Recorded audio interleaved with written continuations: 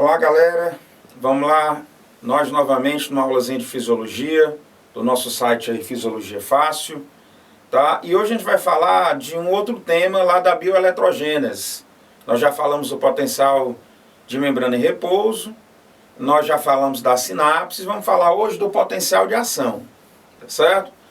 Então, primeira coisa, o que é um potencial de ação? Potencial de ação é a maneira que determinadas células do nosso corpo desenvolveram para mandar um estímulo. Que células são essas? Como é que nós classificamos essas células? São as células ditas excitáveis. Células excitáveis são aquelas que saem de um potencial de repouso e transformam num potencial de ação. Ok? Que tipo de células são células excitáveis do nosso corpo? Nós temos inicialmente as células do tecido nervoso, os nervos, né? São células excitáveis, elas mandam estímulos para todo o corpo. Os músculos são outros exemplos de tecidos excitáveis. Que músculo? Qualquer músculo. O músculo estriado esquelético, envolvido no movimento, o músculo cardíaco, que faz a contração do nosso coração, o músculo liso, que reveste nossos vasos sanguíneos, que reveste o nosso tubo digestivo, são células do tipo excitáveis. Então elas conseguem transformar um potencial de membrana em repouso em um potencial de ação. Ok? Esse potencial de ação, ele é representado por esse gráfico aqui, pessoal. A gente vai trabalhar sempre com esse gráfico. O que é que esse gráfico determina? Ele determina nesse eixo aqui a variação do potencial de membrana. Tá? Desde o repouso até o final do potencial de ação. Nesse outro eixo aqui, o que é que ele vai determinar? Ele vai medir o tempo, que ele é medido em milissegundos. O que é um milissegundo? É algo muito rápido. É nós pegarmos 1 segundo e dividirmos ele em 1000 partes. Então, quando eu pego 1 segundo e divido em 1000 partes, eu tenho 1 milissegundo.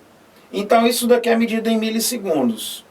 Qual é o tempo que um nervo gasta para fazer um potencial de ação? 2 milissegundos. Qual é o tempo que um músculo esquelético usa para transformar um potencial de membrana em repouso em um potencial de ação? 5 milissegundos. Qual é o tempo que o músculo cardíaco usa para se contrair e sair do seu repouso com potencial de ação? 200 milissegundos. Ou seja, ele é 100 vezes mais lento do que um nervo e 40 vezes mais lento do que um músculo esquelético. Tá? Mas é algo muito rápido. Vamos lá para o nosso gráfico. Eu tenho bem aqui, pessoal, representado por menos 70, o repouso. A célula está em repouso antes dela ser estimulada. Eu tenho aqui em menos 55 um negócio chamado de limiar. O que é o limiar, professor? O que é que significa isso? Limiar, pessoal, é o estímulo mínimo que essa célula precisa receber para que ela seja estimulada, para que ela consiga sair do seu repouso e desenvolver um potencial de ação.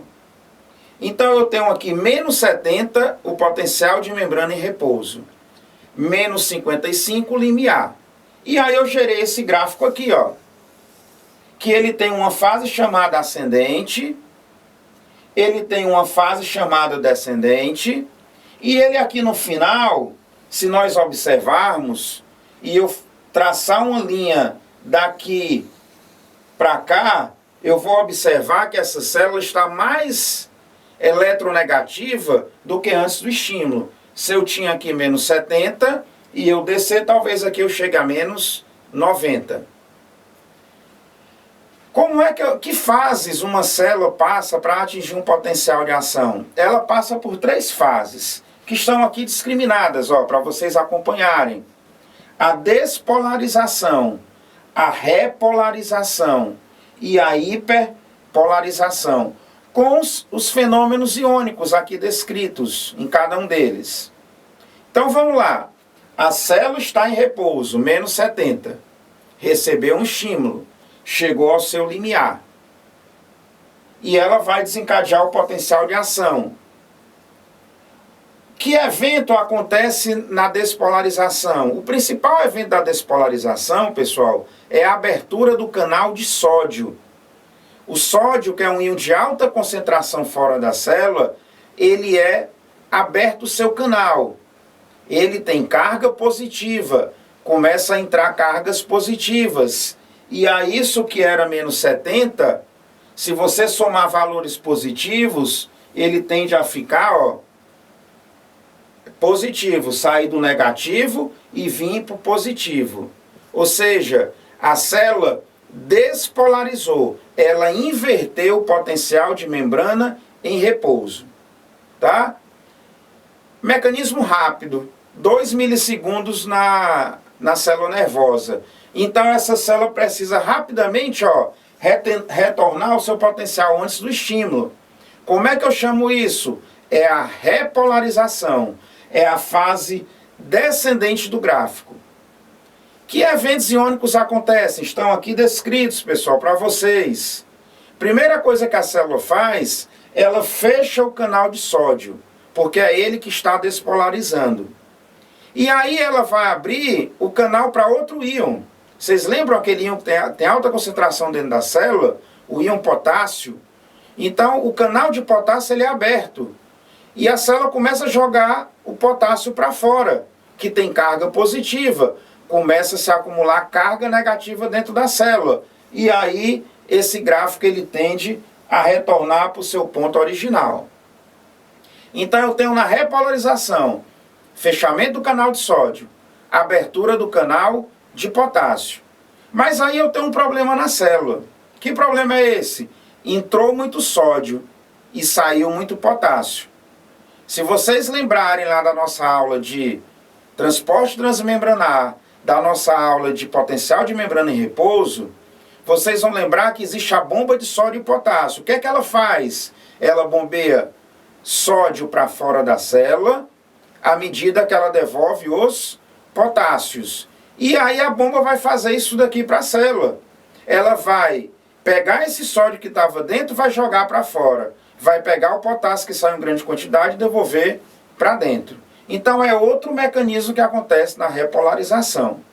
Fechamento dos canais de sódio, abertura dos canais de potássio, ativação da bomba de sódio e potássio. Mas quando nós medimos esse potencial de ação, a gente observa que aqui no final, pessoal, ele está mais eletronegativo.